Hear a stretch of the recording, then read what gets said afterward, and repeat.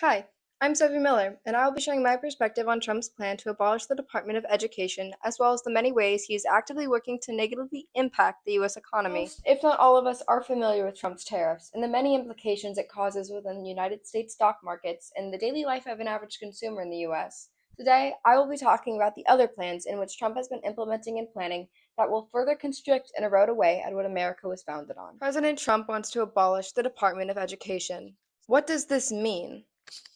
In March, the Department of Education said Trump's actions would cut half of its workforce, which currently stands at 4,425 employees.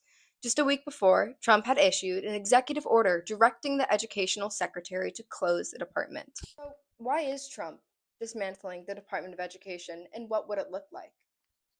All federal employees of the Department of Education will be fired from their jobs. While the U.S. Department of Education is of the smallest cabinet level of agencies, it is home to 4,425 employees and a budget of $79 billion.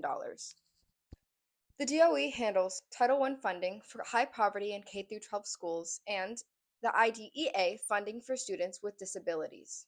The effects of this at a higher level of education will diminish its distributions federally to student funding, including loans and Pell Grants. Let's look more in depth into this plan. All 2.5 million children who receive and rely on billions of dollars to allow them to attend private schools will no longer receive fundings and the education they deserve.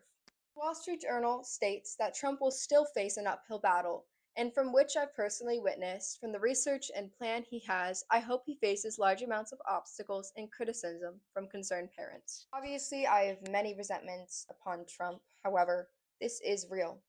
This will decline our GDP eventually, and after the tariffs were introduced, there has been a 3-day stock market meltdown, which has erased trillions of dollars in value from US states, and that's worth speaking out about. You're already seeing results from these effects of all of Trump's plans and what he has planned to do. From big names, Bill Ackerman, billionaire hedge fund manager behind Pearson Square, called for a 90-day pause in tariffs to negotiate with other countries, warning that the alternative was a self induced economic nuclear winter. Thank you for watching my little business spiel on Trump.